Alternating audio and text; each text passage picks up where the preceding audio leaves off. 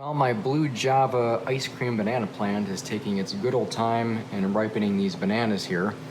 And I'm gonna take this opportunity to do something I didn't do with my other banana plants that I was growing upstairs, and that is pick one of these bananas off of here and let it ripen on the countertop.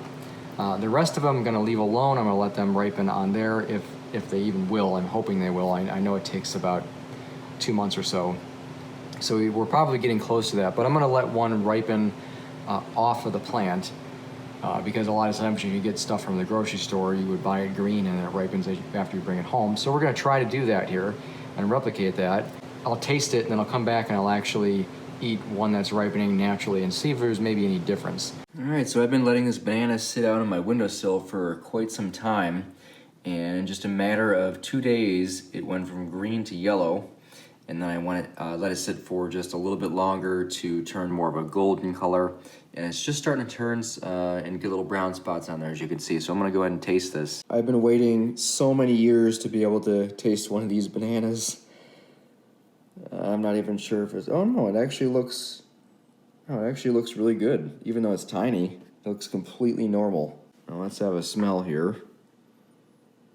It smells like a regular old banana. Okay. The taste is definitely different than a regular banana. It's kind of hard to describe. I would not say it tastes like ice cream at all.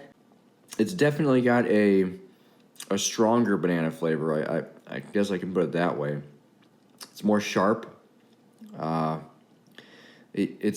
It is a lot more flavorful than just a regular, a Cavendish banana that you would get from the grocery store. It's good. It's really good. It tastes really sweet. I wouldn't say it tastes like candy, but it's close to it. But it's not what I expected, actually. I was thinking it was going to taste like a vanilla flavor or something close to ice cream, something like that. I don't know why they would give it that name.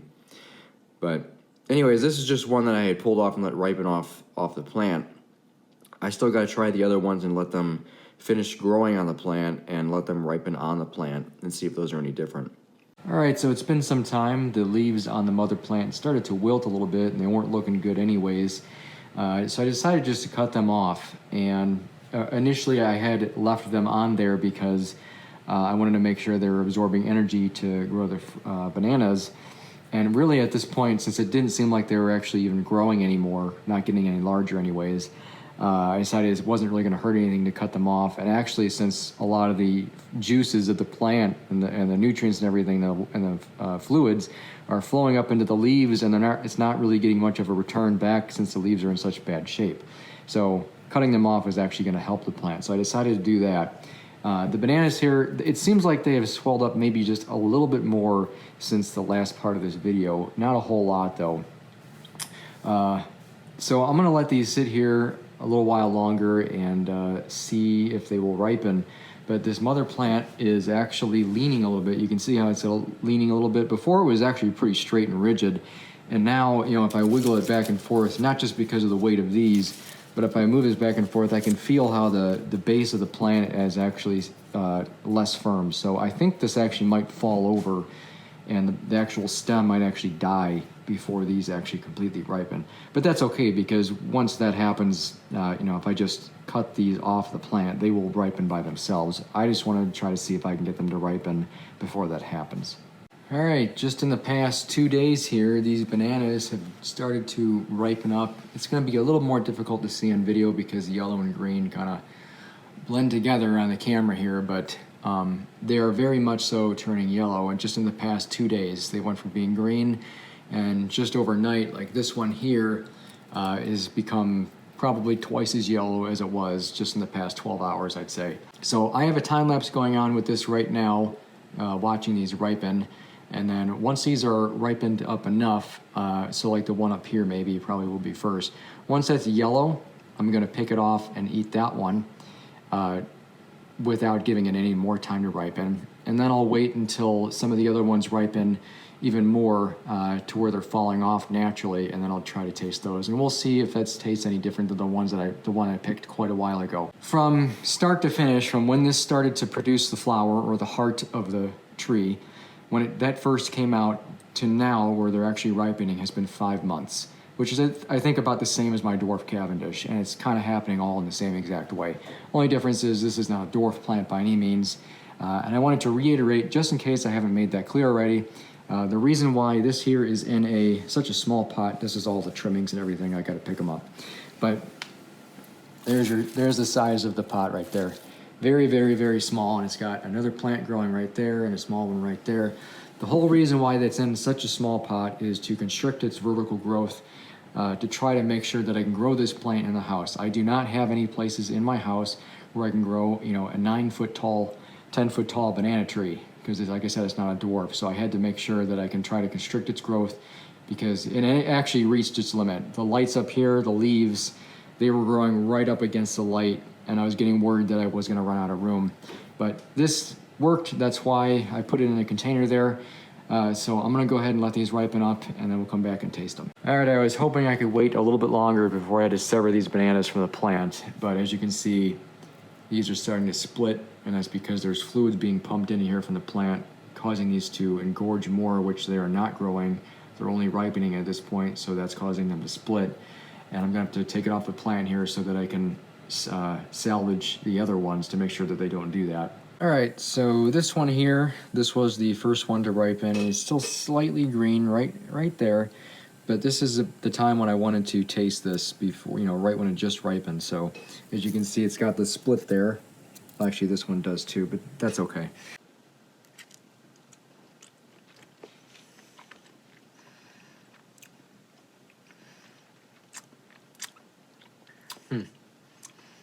Yeah, just like the one I tasted a while ago that was more ripe, it does taste the same. It has that really strong, sharp flavor. I mean, basically like a banana you buy from the store, but just like more intense flavor, I guess. I wouldn't say it tastes any different. I wouldn't compare this to eating ice cream, or as they call an ice cream banana. I wouldn't compare it to that at all. It just tastes like a regular banana, just with almost stronger flavor. Okay, so it's been some time, and these bananas are quite ripe at this point. I'm going to go ahead and taste two different bananas at this point. There is this little tiny thing here. Look how small this is. It looks like it's perfectly edible, even though there it is, it's half the size of my thumb. It's kind of funny. So I'm going to try that one, and then I'll just do this normal-sized one here. Well, it's not, I don't know if you want to call it normal or not, but it's this one here. This has a little crack in it. That's why I want to eat it right now. So I'm going to eat both of these here, and this is about as ripe as the very first banana I tried that I pulled off of this when it was still green and let it ripen in the kitchen window. Not that it really matters for this location, but that's where I had it ripening. And I'm going to see if this tastes about the same as that original one at this stage of ripeness. Wow, this skin is so thin on this. Almost have to eat the skin because it sticks to it so much. Wow.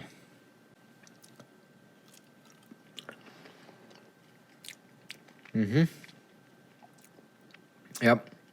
It just tastes like any other banana, just small. Try this one here. Because a regular size one, this might taste a little different than the small one, so give this a taste here. Definitely smells ripe.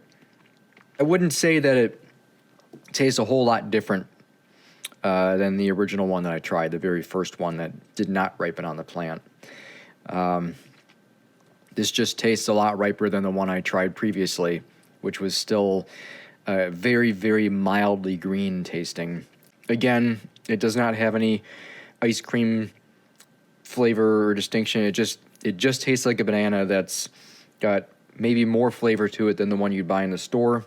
It's a more defined, sharper taste. But I guess if I had to compare it to like a candy, when you eat like sweet candy that's supposed to represent the taste of bananas, this is probably closer to what you would expect. All right, it's been some time. I still have a time lapse going, and I have these last 2 bananas here. I've been letting them ripen quite a bit, and what I'm going to do here is eat one of these at this stage and let the other one continue to ripen. And the goal is to wait till it turns mostly brown, although I'm not sure if these bananas will necessarily do that. So I want to eat this one here just in case it starts to rot. And I'm not even sure what this is going to be like at this stage. These have been sitting here for quite a while now. So I'm going to go ahead and taste this one and see if it tastes any different than the other ones I previously tasted that were less ripe. All right, I'm going to go ahead and just peel this here. I want to see if this is any, if the skin in this is any thinner than the previous bananas. And it is definitely, the skin is definitely thinner. I mean, there's barely anything, as you can see here. There's barely any like part of the banana. It's really just this thin layer of the yellow part. It definitely has a much stronger banana smell now that it's been ripening. It still tastes good. It still tastes like a banana. And again, the flavor hasn't really changed a whole lot. I'm not getting any hints of that, you know, ice cream flavor. Although I did have a banana the other day that I was eating off camera, one of these, and it was at a certain point in its ripeness stage, which can change day to day. And I guess I could kind of compare it to almost like a custard. But at this stage here, with this particular stage in ripeness, I'm not quite getting that. Wow, this video turned out to be a lot longer than I had originally intended it to be. But anyways, this is the very last banana, and it is very brown. It has a very strong smell to it. I mean, it smells like a very, very, very ripe banana at this point, just through the skin. Almost to the point where it's, you know, rotting. But I'm going to taste this here, and I'm going to take this opportunity to answer a couple of the questions I'm sure everyone out there might have. First question is how long did it take to grow it? It's a pretty simple answer. It took 3 years and 4 months from seedling to harvest. The lights that I used, it was, I don't know if you can get them anymore from the same place, but they're QG LED light strips. They're 4 foot, and there was 4 of them, and altogether they used 96 watts of light, 96 watts from the wall. And those are the same strips I actually used to grow watermelon in my basement, and I will link a video to that if you're interested, and if you haven't seen that at the end of this video. I know there's probably a question out there that I was thinking about before. I wasn't sure if this was going to be asked, but I think I'd answer it anyways. The plant was always inside the house. It was never taken outside during the summer and brought back in during the winter, nothing like that. It was always inside the house, always under those lights and timed. So I'm going to go ahead and eat this banana now. It's very, very soft, by the way. Oh, yeah, it has that smell to it. It's just like, it's right on the cusp of rot. The skin actually feels more tough, actually, than the other ones that were a little less ripe than this. It's like the skin toughened up, really weird. Which is good because it makes it a little bit easier to peel. It doesn't fall apart as much. Okay, we're almost there. It's almost like glued to it. I don't think I've ever eaten a banana this ripe before. This has been sitting for a long time. Like normally if I get bananas from the store, which I don't really eat much anymore, but I would used to eat bananas quite often. And when I would get them from the store, I would get them when they were just sort of green, mostly yellow, but sort of green. By the end of the week, I would be eating the last one, and it would be to the point where it was plenty ripe. I don't think I've ever eaten a banana that's been sitting around for more than 7 days or so. This one's been sitting around for a lot longer than that. And the only reason it's actually not completely and totally brown is because it hasn't really been handled a whole lot. Certain bananas, not certain bananas, but bananas, when you touch the skin, that's just touching it with your fingers. I'm not sure exactly how it happens, but that's what turns it brown. Obviously, when you peel a banana, it turns brown right away, but just touching the peel on the outside, just without even peeling it, it will turn it brown. So that's what I've noticed with these bananas, and this is probably how it is with most bananas, is that if they're just on the plant and you're not touching them with your fingers at all, they really don't even turn brown. They pretty much stay yellow and just continue. Well, they're not going to stay on the plant that long, for one. They would end up falling off far before they would even turn brown. But when I had them sitting around, they weren't turning brown at all, even though they were very, very ripe. And they didn't actually turn brown. The skin didn't until I actually touched the skin, and it happened within less than a day. So, all right. So without further ado, I'm going to go ahead and taste this. Wow, it has such a strong smell to it.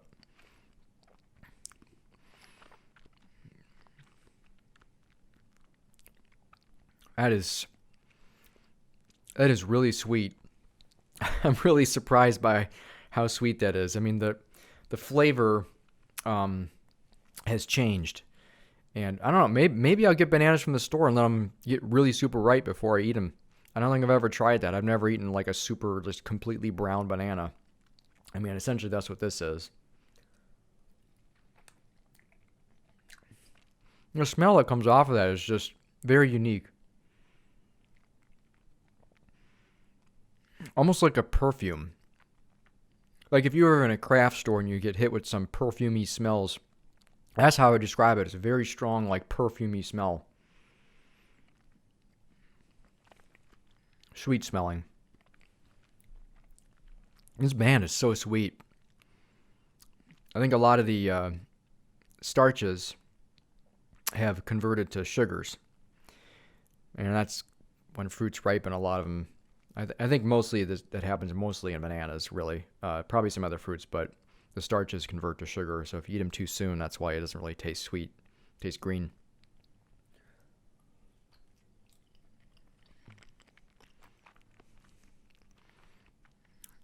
That is so good. Again, I've never had a banana taste this sweet before. It's so sweet. And it's not a bad flavor at all. It's really good. I think right now is the moment that actually, this is probably where it gets that ice cream banana name. Obviously, the blue Java, the name blue comes from how the bananas have a sort of a bluish hue to them. There's green, but when they're on the plant, probably not so much here in my basement where I grew it, but maybe outside in its normal environment, maybe they're more blue. But I did notice when the bananas were green, they were almost on the bluish side of green. I wouldn't say that they were blue, like you wouldn't look at them and say, "Oh, that's blue," but the hue of it was slightly blue. So that's where it gets that name from. But as far as the ice cream name, I think this is the stage in its ripeness where the ice cream name comes from, because this is more like eating a custard or an ice cream. I'm not going to say it tastes like, like vanilla ice cream. Vanilla is its own flavor, but this is definitely different from the other ones I've tried when they were not as ripe as this. It tastes like candy. Honestly, it tastes exactly like candy. It tastes like if you go to the store and buy, I don't know, there's probably a bunch of different candies that can be banana flavored, like a taffy maybe, or like a banana pudding. If you were to buy like just a regular pudding cup from the store.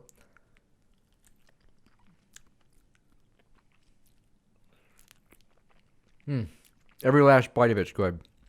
It's amazing. That right there made it worth growing for all that time, just to experience what that tasted like. I mean, it wasn't really worth the labor. I'm not saying it, but it was worth waiting for, is what I'm saying. So, like, I was curious as to what ice cream banana would taste like, and I wasn't really getting my, the answer for that, eating the bananas that weren't as ripe as this. But this one here, this tells the whole story.